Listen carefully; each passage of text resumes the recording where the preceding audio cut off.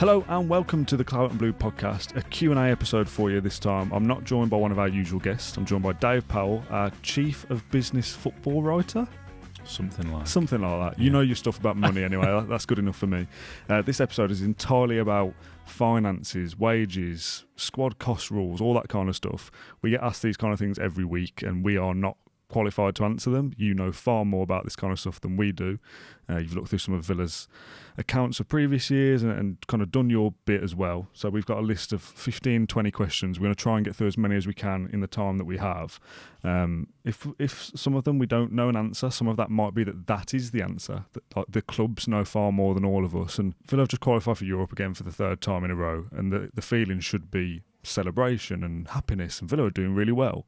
But the news stories that come with that is, but you have to sell again and you've got to comply with these rules. And it feels very negative, really, and that shouldn't be the case. We as football fans shouldn't really care about the finances. And I think to a certain degree, because the clubs themselves will know more, obviously, and the outside world don't know anything, I'm kind of all right with that because it's not our job to deal with it. If they've got it under control and we don't know the answers, as long as you trust them to solve it, I feel like we don't need to know all the answers. Is that a fair reflection? No, I'd absolutely agree. Okay, good. I think that you can know too much almost about what goes on. And as you say, the narrative really should be that this has been another good season for Villa. But it's like now constant negativity story after the other. The prospect of further player trading and possible sanctions from UEFA if they breach kind of squad cost ratio rules, and all kind of sucks the fun out of it a little. I mean, the football's the fun part, right? Everything else is just white noise. Yeah, exactly. But people ask about it. It's People my job. People want to know all about it. So here we are. The first question, simply, and some of these will be much shorter conversations than others, from Unai Emery's clipboard. Please just ask Dave, what's the point? It's a big question. What's the point of all this? Big question for a morning. That. What's the point? What's the meaning of life? It's very difficult because the established elite, if I should put it for want of a better phrase, of English football has been kind of cemented for some time.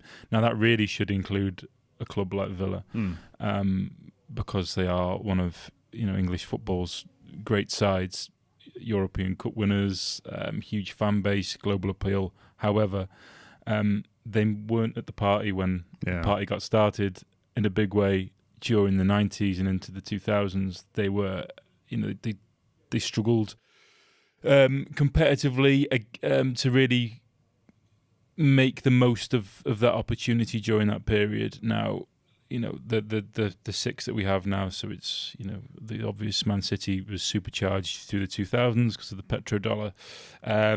Manchester United were really the kings at being able to turn domestic success into financial success. Liverpool always been one of English football's big sides. Then you've got Chelsea, fueled by huge money in the late 90s, 2000s.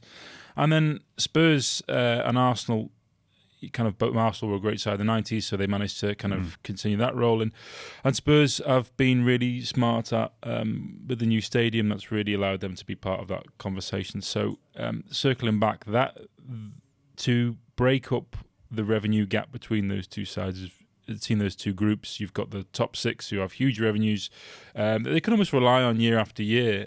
For some, it's become challenging. Spurs always sits on the very edge of that, really, because competitively they're not always guaranteed to compete. But it means that they can bank on huge revenues, broadcast fees, the global appeal that's come with them being the kind of 5 or 6 biggest teams in the Premier League. For everyone else, and that includes, the likes of, Villa, Newcastle, Everton.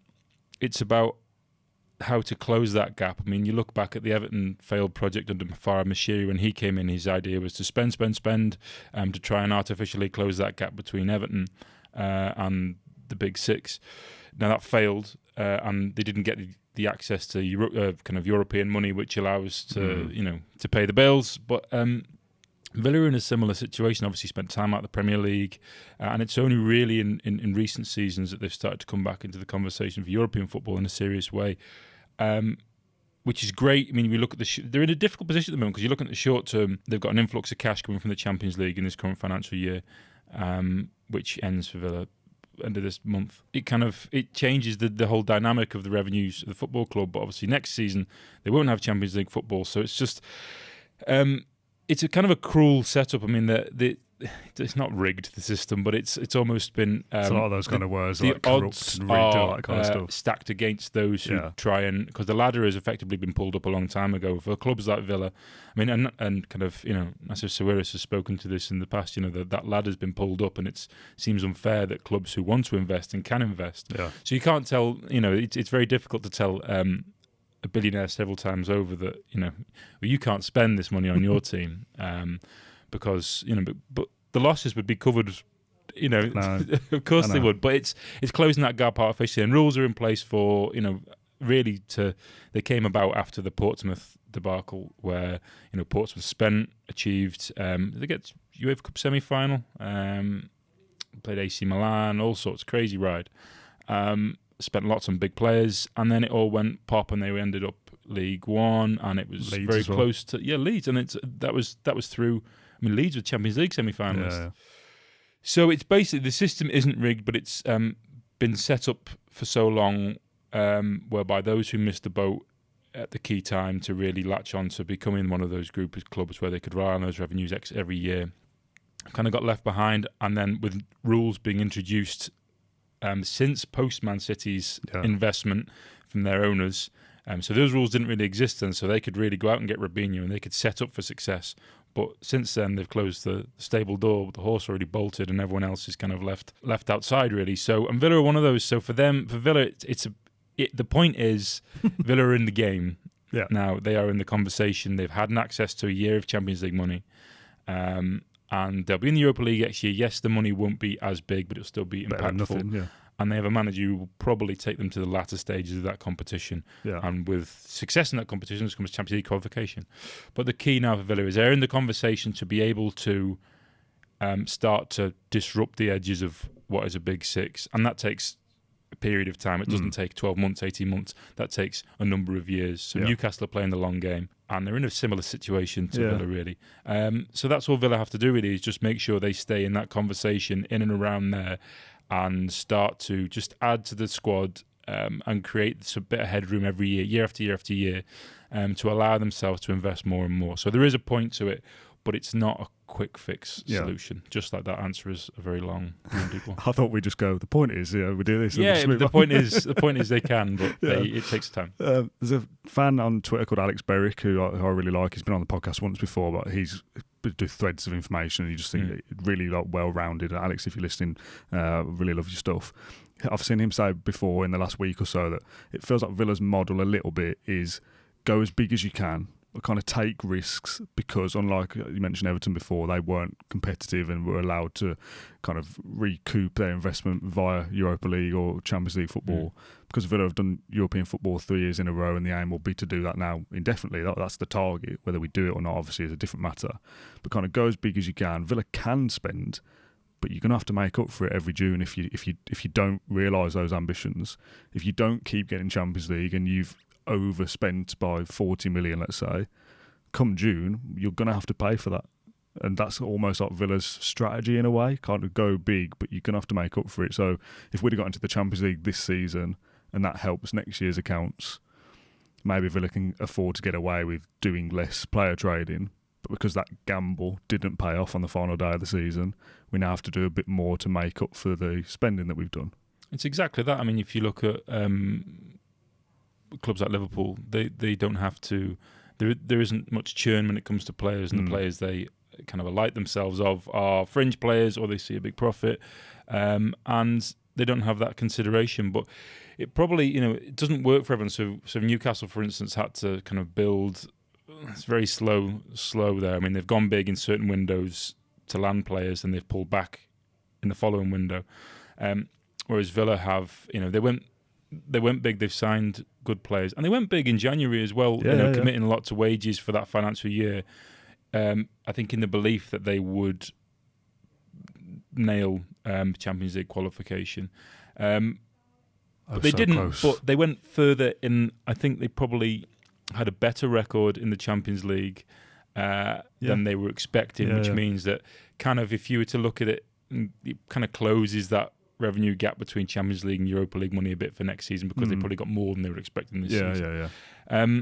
But for Villa, it probably makes sense for them to go big, because if you go big in a window and you add a couple of key players and then you have to kind of pull back in the next, you are at least adding kind of impactful quality as opposed to the other way being you'd be a Brighton or you'd be a Brentford or a Fulham, and you're adding good players, but they're not players which are going to get you over the hill. Level, and I think that's going to be the approach that Villa take now. I mean, the only issue is ensuring that you have enough depth within your squad to be able to move players on for a profit, or whether it is that kind of that last year they had the Lewis Dobbin and Tim Rogbenham deal, which kind of was beneficial for both sides, and I think that was a really bad reflection on the Premier League.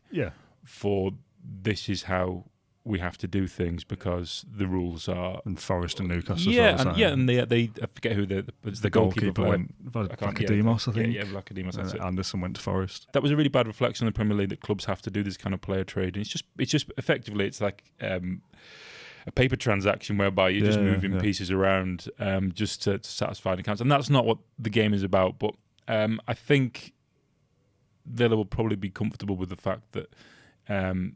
They've added some quality, but also if you look at the John Duran sale in January, that's kind of the market which they should really be looking at, as well as looking at proven quality, signing younger players which they can move on for a profit, because you still have to do that because well, I'm not saying never, but they certainly for a long time at least they're not going to be able to fish in the same pond as kind of Liverpool and Man City and Chelsea. I think just by doing it bit by bit they'll get there, but they just need to have enough players in the kind of the periphery to be able to make that player trading work, so as they're not ridding themselves of their best players during windows to strengthen others, and I think that's the way it's going to be a slower process, like I said before, for Villa, and it's kind of unfair that it has to pan out like that, but that's just that's the way the cards are dealt. Probably the most common question we had from pretty much everybody, this one I picked from Brett, simply says, do we have to sell a player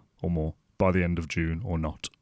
I think the revenue that they've made from the Champions League this year, plus they booked a profit on John Duran of 52 million, I think, after his book value was kind of paid off, and they made a really, really handsome profit. And I think that may have been the big deal which allowed them to get, obviously Asensio in on and pay wages for Rashford, etc. But I think that gives them some wriggle room in terms of PSR. The only issue is that PSR is a rolling 3-year cycle, and it took into account for the most recent period of 21-22, 22-23, 23-24. The Grealish sale and everything else included meant they were pretty much kind of broke even. So the following year was 120 something. Last year was 86. That 120 odd million from the first year and last year's losses means that you're factoring in the current financial year, and I don't think Villa will make a huge loss because they've been able to rely on big revenues. But they potentially may make a loss, which means that they might have to play a trade. I think they'll have enough to be okay, but I think they'll have one eye already on, if we don't have to do it before the end of June, then we can just factor that into start of July. So it already alleviates some of the pressure that may exist in the following financial year when they're going to have a season not of no Champions League money but Europa League revenue. So I think that may be the way they'll do it. I don't think there's going to be a mad rush like they had to last time to sell a player. They'll be thinking, I think the headroom won't be massive, but because of the success in the Champions League this year and the profit on the Duran sale, I think that they'll be okay. But I don't think it'll be huge headroom for them. But I just do think that they'll probably kick over anything they need to do into the following financial year because it'll take away some of the strain. Just to pluck out some completely random figures, general reports seem to suggest maybe 20 million or something for this financial year, which is maybe one player sale anyway. Like Leon Bailey's linked with a move away to Saudi for 25-ish, I think. Take away that as just a random kind of figure.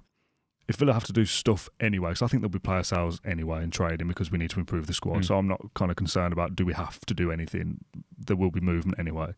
I think because you're kind of making up for some kind of loss next year's accounts because of Champions League, you might kind of literally wait till like July 1st to then make a sale because it's for next year. So you do what you need to do to get through this year, and it might be, like I said, 15, 20 million or whatever it might be.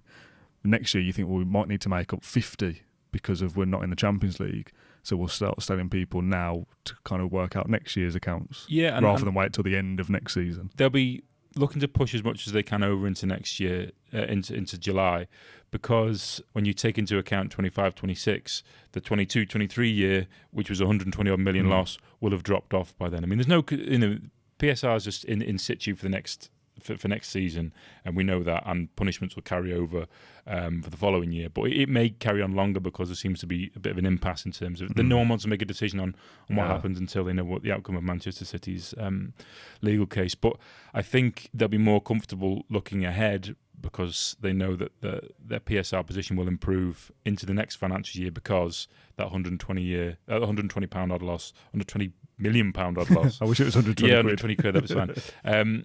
Will drop off in the next in the cycle for the next for next financial year, if that makes sense. Yes, yeah. So it alleviates some pressure. You've got a big loss from a previous season. Yeah, and next year's might not be very good anyway, but that kind of so if they can if they can balance that out with a better financial performance for the current financial year, which ends end of this month and into next year, I think that they'll be fine. But it's I think they'd be just glad to see the back of that kind of 2022-23 financial year, because that's been quite impactful. So the future on that respect is brighter, but it's just they just have to play a bit of a waiting game and play a trade. And like I said, I think they'll probably kick over as much as they can into the next following year. Okay. One of the other most common questions we got, more so about the rules of PSR rather than Villa specific, Manchester United. How can Man United be in billions of debt, actively buying players like Mbeumo and Cunha, but not be breaking PSR rules? Now, I'm going to offer you an explanation and see how far away I am. Okay. This is from Pete on Twitter, which I completely agree with. He says, those that are asking about PSR and Man United's debt, it's simple. Total debt figure means nothing to PSR. I'm in debt because I have a mortgage. My mortgage is £300,000. I pay the bank £600 per month. But my wages are £2,000 a month. If I pay all my bills, I am in profit per month, despite being in debt to the bank. Does that analogy work? Yeah, I mean, debt is fine as long as you can service it, and Manchester United can service their debt. Tottenham Hotspur have got £800 million worth of debt. They have arguably the largest headroom in terms of PSR. Debt isn't a consideration for PSR requirements. They look at your losses. It's a fairly kind of rough way of doing it, but it is what it is. That's why I think we're looking to move towards a change, because it's not really fit for purpose. But yeah, your debt really isn't taken into account. It's your losses over a 3-year period. You have allowable deductions for infrastructure investment, investment in the academy, investment into the women's team, and community initiatives, things like that. So that taken into account, a lot of clubs are able to, to infrastructure. So you could invest in the stadium, which Spurs did. So it depends what kind of, where your losses are attributed to, really. So Spurs have huge debt because they borrowed heavily to finance a stadium. Now that's allowable deduction for them, so they don't take that into account. As long as the deductions you're taking into account with that kind of borrowing are for one of those purposes, that's fine. But United still, despite all their challenges and their lack of competitive success, are still Manchester United, a global brand. They have I think they have the best EBITDA among the Premier League teams. That's earnings before interest, taxes, depreciation, amortisation. It's a very rough way of measuring the health of a business, I suppose. And they still, Jim Ratcliffe came in and he's kind of painted this really bleak picture of where United were at. I think it's probably been oversold. That we're going to be out of business by Christmas. It's been oversold because it's at a time when you're trying to make a case for making 250 odd people redundant. But what it is, they have a huge wage bill. They have high transfer debt. But they also have great cash flow because they make more money than anyone else when it comes to matchday revenue. They make huge commercial revenues because they're still Manchester United and they still have that brand value and global reach, etc., etc. So there's a reason why they can bring in big numbers still. Now, the problem that I think it probably speaks to United being Ratcliffe is probably concerned about the fact that they may be not competitive for a long while, which may start to impact. They've not really lost ground, but everyone else has made ground. Yeah. So you look at Liverpool have kind of closed that gap, surpassed. Arsenal are very close to kind of doing that because they've had 4 years of Champions League football. Revenues have supercharged through the kind of a brand which people are getting on board with. United not losing ground, everyone else is catching up. So there's still a bit as a business, something that can rely on for huge revenue so they can spend and they can service that transfer debt.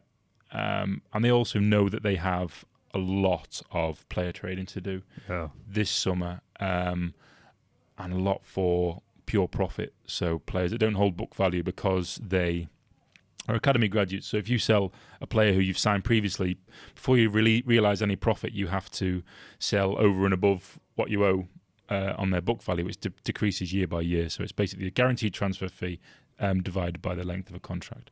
So Manchester United this summer have the ability to sell Alejandro Garnacho and Marcus Rashford, and that would be pure profit for them. And the other players they're looking at selling don't have much book value because they've been there a while. So Sancho, etc. Like a Fernandes. And Fernandes. So I think that they know that they've got a big wedge of cash to come in, but they will still spend less than that. So United's transfer business will be funded by what they can sell, but they already had this Cunha deal and any Mbuemo deal won't be kicking in until July. Anyway, so they've kind of they're just planning ahead for a financial year when they will have the sales booked of players. So it's not a case of they're going out and spending what they want. It's just they know they've got money coming in the next financial year, which is when they'll start to pay for these other players anyway. So. Okay. I'm going to combine two questions together here from Pile AP, first of all. What is the bigger issue, PSR or UEFA rules? It seems like we could solve PSR by selling one or two players. How do those wages come into play with UEFA rules through reducing to 70%? And JB says, do we have any guidance on where we stand with wages and what it looks like for this season in terms of turnover to wage ratio? A reply to that said, it was 97% last year and our revenue has increased by 50.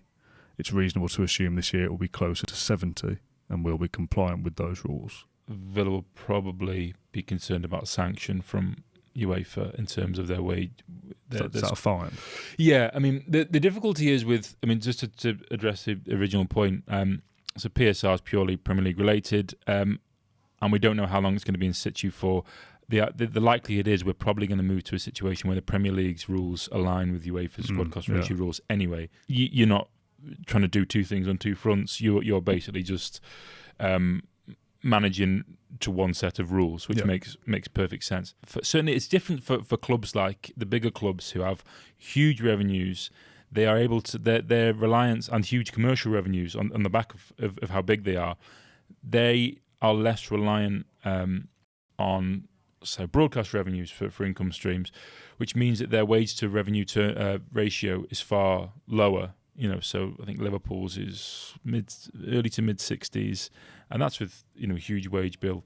Man City, similar. But their wages will be more than Villa's because their revenue is higher anyway. Because the commercial revenue is higher, and the money they get from the Premier League through central funding, through merit payments every season is higher because they finish higher. All these things have to be factored in. So the commercial things is huge, really. So I think it's unfair. There was, when these rules were introduced about 2 or 3 years ago, it started off at 90, then it went down to 80, and then it's 70 by year 3.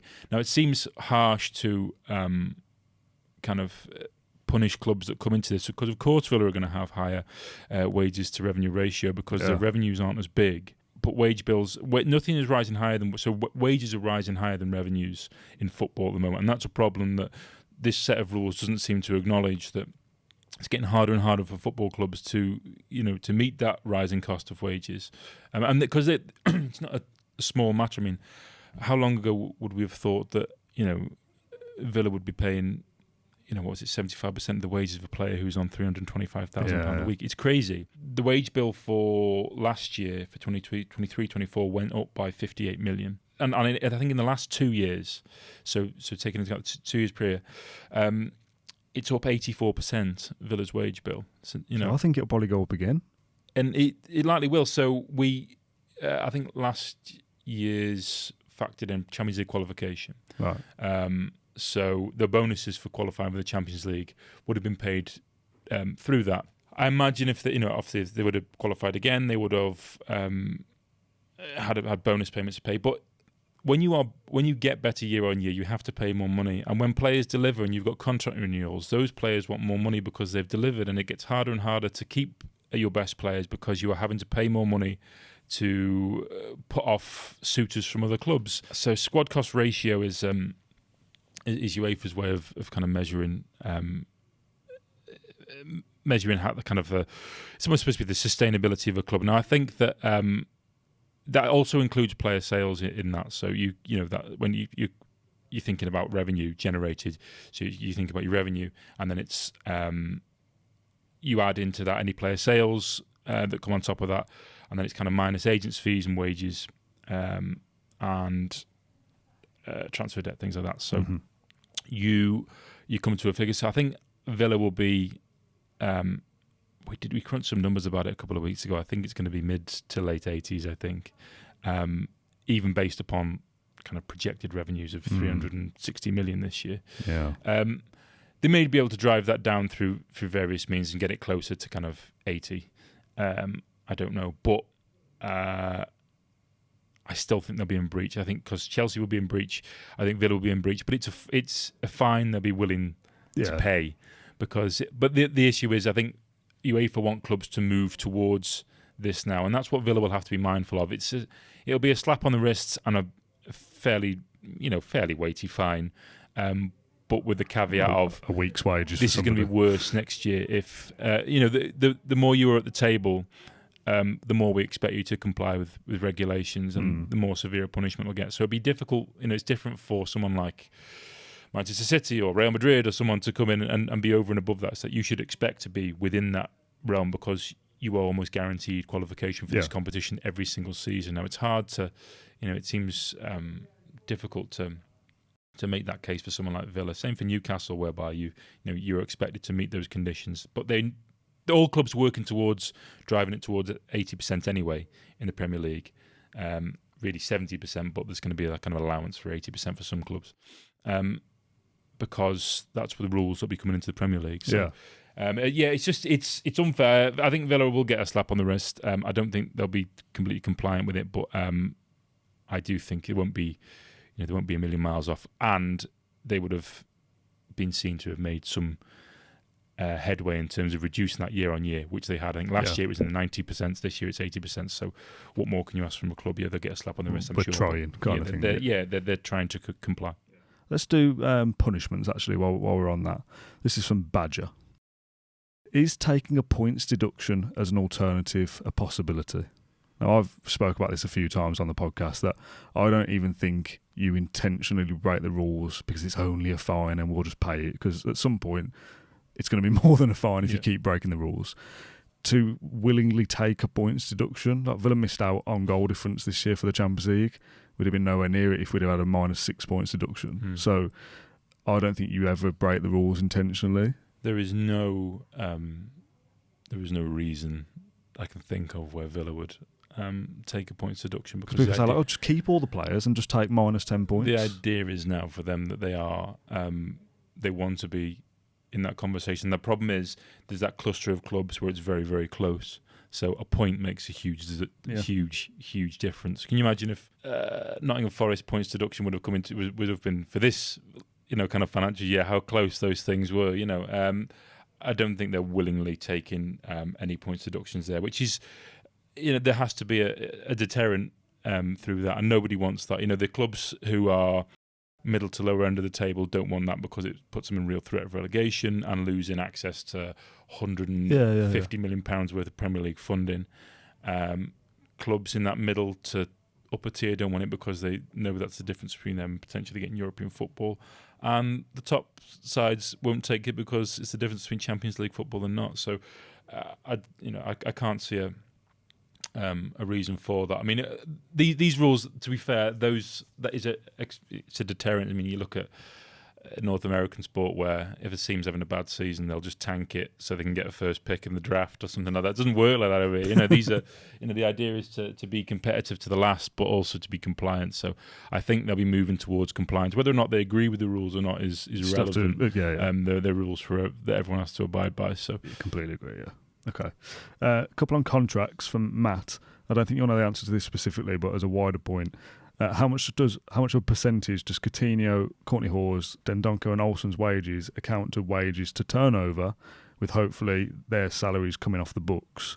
And Matt followed that up with, how does cancelling a player's contract affect finances? Coutinho is one that will have his contract terminated a year ahead of schedule. From my understanding, that we still have to pay some kind of money for that, but rather than pay his wages into the next financial year, we just deal with it now. Yeah. Is that right? So I don't know the actual percentage of what that would be, but I imagine Coutinho was all on a decent whack. Good money. All that money is freed up, yes, but as I mentioned earlier, wages have all risen since all those players were acquired anyway.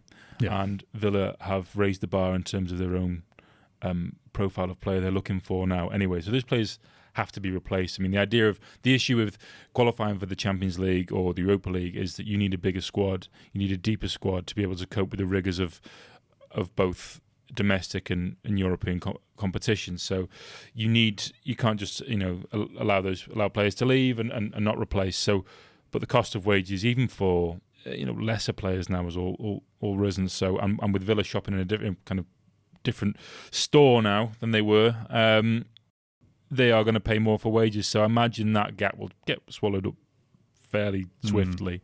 To the other point about cancelling players' contracts, yes, you can. It removes off the wage bill, but you're paying money to. There will be an element of a severance pay to get rid of these players, which would show up in that financial year as an exceptional item. So you'd still have that shown on the books if you're for cancelling a player's contract, etc. But it just means that for future planning, it just kind of lightens the load on your wage bill a little bit. But like I say, that it's amazing how quickly that can get swallowed up. Yeah. There aren't many Premier League clubs whose wage bills are going down, and I don't think Villa will be one of those either. I think that the wage thing's really interesting. So we had a question asked on a previous episode about how Villa have got into this state of big wages and whose fault is it, and is it negligence and this kind of thing. My kind of football brain side of it says that if Villa want to become a Champions League club, you have to pay a certain level of wages. That you sign Morgan Rogers from the Championship on, I don't know the figures, but a reasonable contract, let's say 50,000. He plays really well and gets a new contract and probably goes up to 100. You are at that level if you want to be competitive in the upper echelons of the Premier League and in Europe. You're not going to have players on 20 or 30 grand and kind of just really be punching above your weight. So Villa are kind of a bit like when they got promoted and we had to spend money on transfer fees, otherwise you don't have a squad because you've just been promoted with a load of low knees. Bless you, whoever that was. If you want to become a Champions League club, you have to play players a certain amount, and it's naturally just going to rise anyway. I mean, Villa still had a carryover from when they were promoted from the Championship. Their wage bill was a higher end Championship wage bill.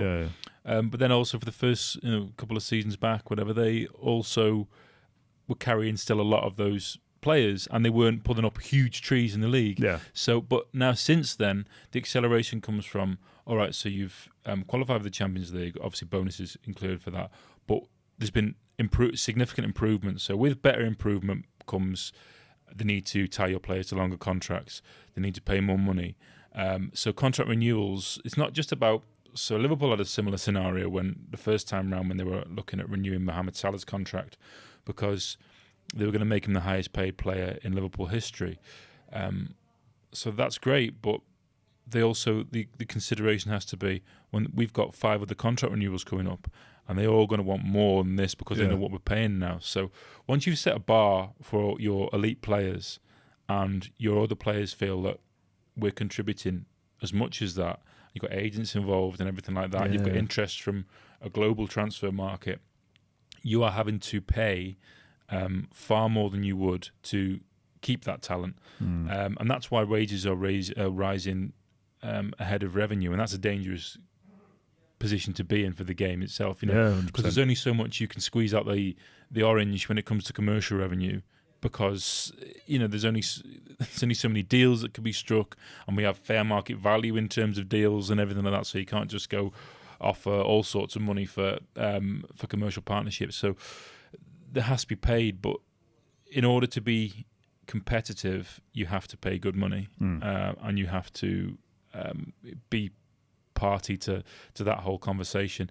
And Villa are now, so it's not going to increase to the same level it did. So the huge jump we saw of 84% over the past 2 years, now that's going to broadly kind of flatline a little bit, maybe decrease, maybe increase bits and bobs, but that's what it is now. So because they're selling players who are on big wages now, as well as acquiring players who are on big wages, so I think that they will be having already closed that gap. I think it's you kind of have to ignore the 2 years prior, because they still had a carryover of a lot of players who were with them on the journey from the Championship through to kind of mediocrity in the first couple of seasons back in the Premier League. So now they are a Champions League side. They were last season, but they're a side which is in the conversation with the Champions League, which means they're paying Champions League money. Yeah. Lockster asks, is there a PSR advantage to effectively flipping an expensive signing quickly for approximately the same money? So we did this with Diaby last summer. We signed him for, reports vary from 38 million to about 45-ish, and sold him a year later to Saudi for £50 million. Anana signed from Everton last year for 50 million, and there's been loose links to a Saudi move this year for 65, 70-ish. Whether that's pounds or not, I'm not sure. What's the thinking around that? Is it purely that player didn't work out, so we're going to cut our losses and move on? Yeah. Yeah, it's so they, as mentioned before, so when you sign a player on a Garrett, it's irrelevant how the money is paid. So it could be paid in 2 tranches, it could be paid in 5 tranches. That all is accounted for by cash flow. However, the actual fee is amortised over the length of a contract, which is capped at 5 years. So if it's 50 million fee, it appears in the accounts as 10 million per year. Yeah. Every year that passes, so if you've had a player for 2 years, then their remaining book, if it was 50 million, their remaining book value is 30 million. So if you sold them for 50 million again, the money you paid for them, you'll make a 20 million pound profit, because they only have 30 million pounds worth, and you will remove that cost from your amortisation figures, which aids the bottom line, and you will also make 20 million profit. So yes, there is you can, but it's like an investment. So it's not really like flipping so much like flipping, because if you've done your due diligence, you've signed a player at a market value, and then you've been able to make money on them a year later, that's just like a good investment. Especially if them leaving hasn't impacted your competitive performance. Now the Saudi League, actually, the rise of that has got a few clubs off the hook, because they raised the value of the transfer market coming out of COVID, when that started to depress a little bit. And we have to look at through the prism of the Premier League is the most dominant league in the world in terms of finance by country mile. Everyone else's broadcast deals minuscule, probably La Liga, but it's still a couple of billion behind compared to the Premier League. So the Premier League sides, even the bottom end, can pay more than what some Champions League or Champions League challenging Spanish sides can pay. The German league, Italian league are no longer strong enough financially to prop up the transfer market. So way back when the Italian league was most dominant, and if they'd be paying big money to acquire players, doesn't happen now. And without that, and coming out of COVID, that meant there wasn't a huge market to sell players, which depresses value. Premier League clubs don't really want to help each other, and they don't want to sell to each other really. But the rise of the Saudi Pro League has risen that back up again, allowed players to be sold for big fees and make a handsome profit. So John Duran isn't going for the money he went for were it not for Saudi. Yeah, 100%. So that's a smart move. Now, what that's done is prop up the value and kind of raise the values again across the board. So I think if there's a deal to be done and it's not going to be too impactful for competitive performance, you can look around at any number of players and make a profit now, but it's you also have to replace those players. But the profit you make, you book immediately on your account. So your transfer fee received isn't amortised, per year. So if you sold a player for 50 million profit, that's right into the account. So that's why Chelsea have been able to be compliant because they've sold all these players for pure profit now, which means you can buy players ahead of kind of selling these players because you're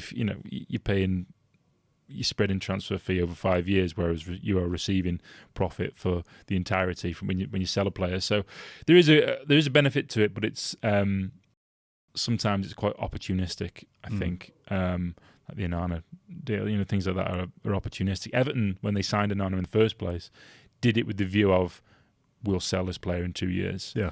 Because we've acquired him. He's 19. He's got a right profile. He's going to play a lot here because the squad's thin. We're not very good. And we're not great. And we'll sell him. And that's what they did. And that's kind of the play that a few...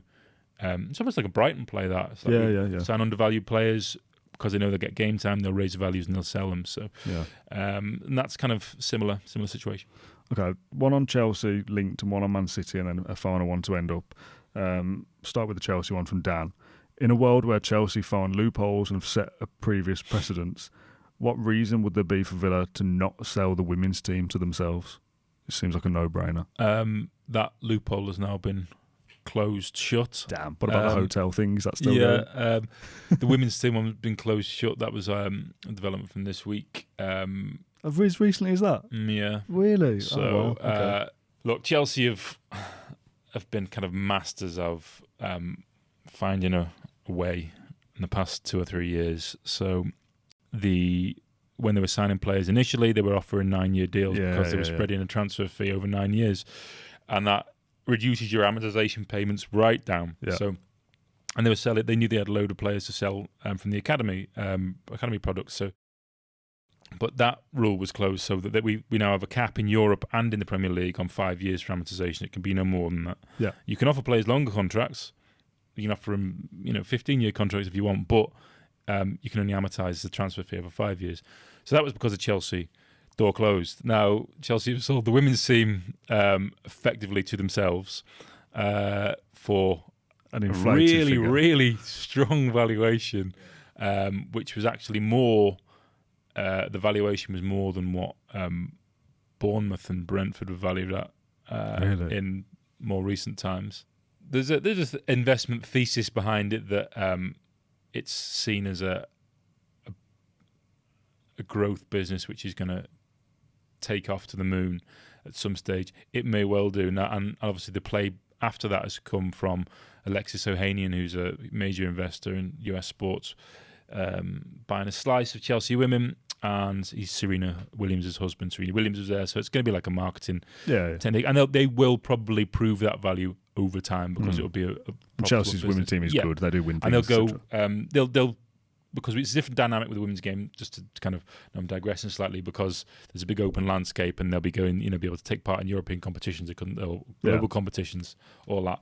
But that loophole now closed, and I imagine Premier League are probably trying to find ways to look into their rule book to see what else there is that could possibly be exploited. So we've had hotel sales, land sales, all sorts, women's team sales. So it's just it's of benefit to Chelsea, but it won't be of benefit to anyone else. Kind of feels like when we started this and that Villa were almost late to this party by just generally not being very good in the kind of early 2000s and then obviously relegated in the 2010s. We kind of missed the boat of the big deals and the big finances. It almost feels like in this new PSR world of the last couple of years that we've again kind of missed the boat. Look, we weren't the club. I mean, I want us to be better than some of these. I don't want Villa to be kind of doing these low level, like unclassy things of like, I don't want to say cheating, but that kind of vibe. But why weren't we the club to discover one of these loopholes and kind of get away with it? Like, you think Chelsea can do it and United can do this and Spurs can do it. Why can't we be the ones? But they find out that we can do this, and the Premier League go, actually, no one else can do that now. And it's like, we've been left behind again. Like, which reminds me of that. I don't know if you ever see that film Margin Call. There's like a brilliant line in it where he says it's there's kind of 3 rules of business: is to be smartest, be first, or cheat. And it's like, and And if you look around Chelsea are probably good at all three of those. if you look really. around the league, there's probably a case to be made for a few of those. So the cheating would appear to be in breach of to be breaching PSR. The being smarter would be, I don't know, the likes of, I don't know, Like a Brighton or Brentford. that high. type of thing. And then be first is Chelsea, just be first to all these kind of accounting manoeuvres. However, it is what it is. The die has been cast. The Man City one comes from Lockster. I think there was a question from him before. Man City recently won their case against the Premier League for associated sponsorship deals. Does this offer any opportunities for Villa? They won a portion of their case against the Premier League for that. And that was largely, they made a big song and dance about how shareholder loans should be accounted for when it comes to kind of regulations. So they should be, and that should be, they should be viewed as being interest-free shareholder loans. They should be viewed as being at least at the rate of the Bank of England. So they did have a victory through some other elements of it, but it doesn't change a huge amount. But it will. I think it allows a few clubs with simpatico relationships to eke a bit more money out. So, Nassif Sawiris is a shareholder in Adidas. Maybe there's things that can happen there. I don't know in terms of some of the sister companies that exist there, but I think, as I mentioned before, there's only so much people would be willing to pay, and I think City lent on their relationships in the Middle East to great effect at the start. It's been more difficult for Newcastle to do that. And I think the Newcastle one's probably more instructive about where we're at.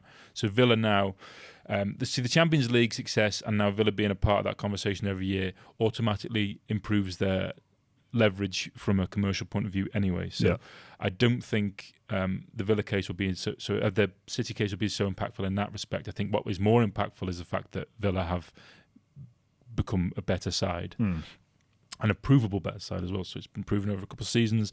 They are across the board. They've got willing owners who are ready to want to invest. They've got plans for the stadium. They've got a good squad and they've got a good manager, and they are on an incline. So that's leverage. So if you're trying to make a case for fair market value, you say, well, we've been in the Champions League.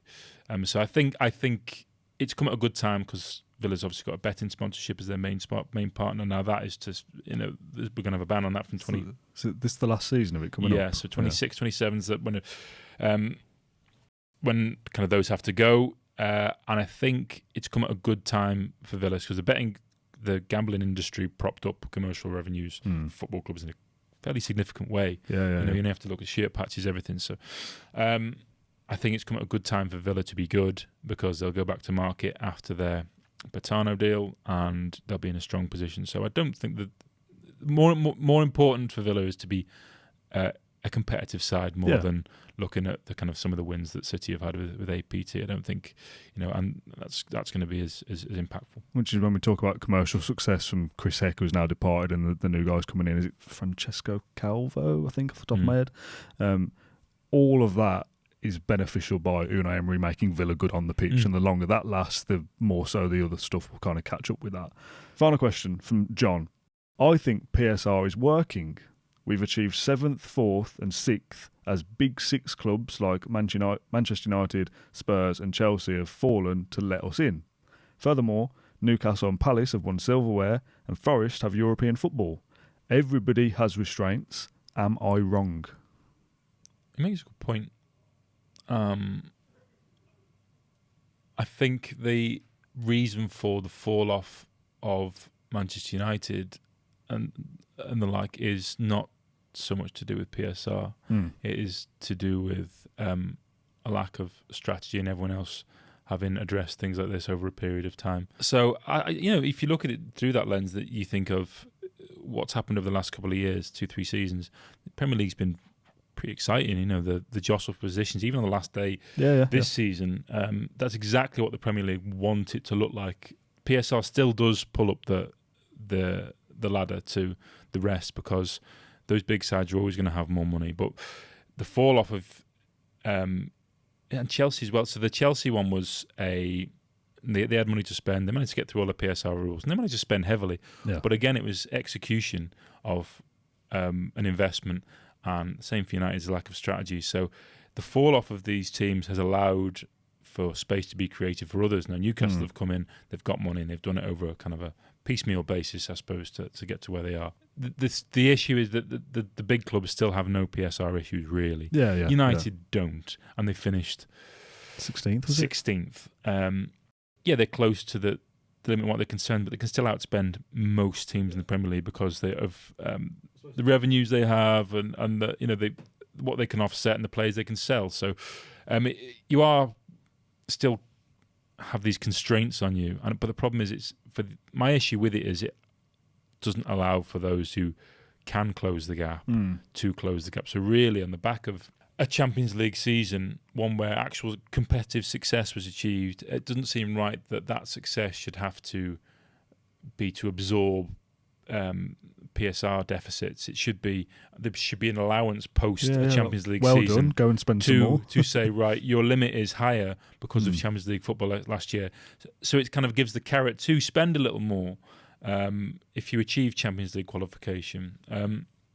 And you based on a different cycle, but I think that should be something like that would have worked. My issue is that just Villa's brilliant season last year will do is just squash a PSR deficit and allow them to add a couple of players, and that seems grossly unfair. Trying to push the issue back a little bit further. If they would have had a bit more room after that, they would have said, we were beaten by the winners in the Champions League, and we're the only one really through that whole run, save for Liverpool in one of the legs that gave them a game. They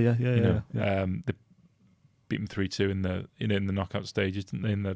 There's a case to be made there to say we're one of Europe's best teams now. How can you say we're not? Because they are.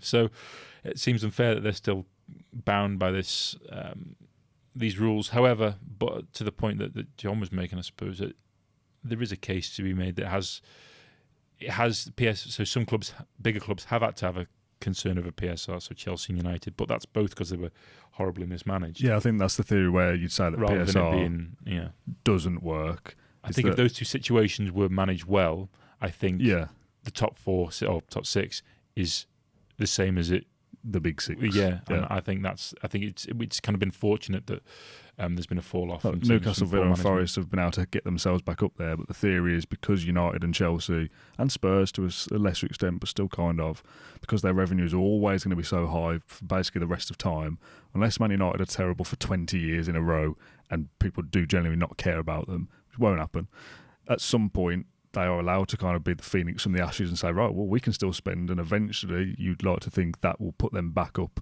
into those top 6, big 6 places, whereas clubs like ourselves, Newcastle, Forest, if Everton get back up there, or Crystal Palace have a good run in the Europa League or whatever, because our revenues are nowhere near the others, you are hamstrung by those rules. So there has to be some kind of tweak somewhere because it's not fit for purpose anymore. The only way that the only one that's really managed to, so Arsenal is almost a blueprint because they had 6 seasons at the Champions League between mid to late 2010s, early 2020s, and their revenue started to dip towards the kind of almost outside of the top 6, So, but now they've managed to raise that enormously because of regular Champions League qualification, which means that they'll be in that conversation for the next 10, 15 years. So, but it seems unfair that it kind of closes the door to clubs like Villa. Really, so you look at Forest in January, the way they were going.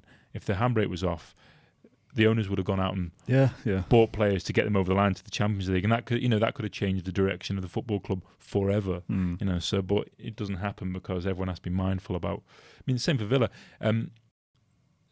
Sir St Edens would have invested significantly in that, to push on in that period there. Well, if we were able to sign Rashford and Asensio and the like in the summer, we'd probably been in the top 4 comfortably all season. It was a different conversation, but it's so. Yes, it's you can't argue that the past few seasons have been interesting, and some of the bigger clubs have been hit with PSR, but I think that's through poor management as opposed to the actual rules working. Right, Dave, that's enough for this one. We've got through almost all the questions, but we have run out of time. An absolute pleasure, as always. You've been on the show a few times, and I always feel like I learn something. we get a lot of questions about finances on the episodes that we do every week. I feel like I can just kind of signpost people back to this one, because most of the things we've said will be relevant for however long the rules are in place, generally speaking. So big shout out to Dave in the comments as well. I'm sure everyone listening will have learned something from this episode, so thanks for coming on. If you have enjoyed it, please do let us know. Get involved in all the usual stuff. Subscribe on YouTube and leave us 5-star reviews on Apple Podcasts and all that good stuff. It really does help the podcast grow. Thanks again, Dave. Thank you for watching or listening, and we'll see you again in a couple of days.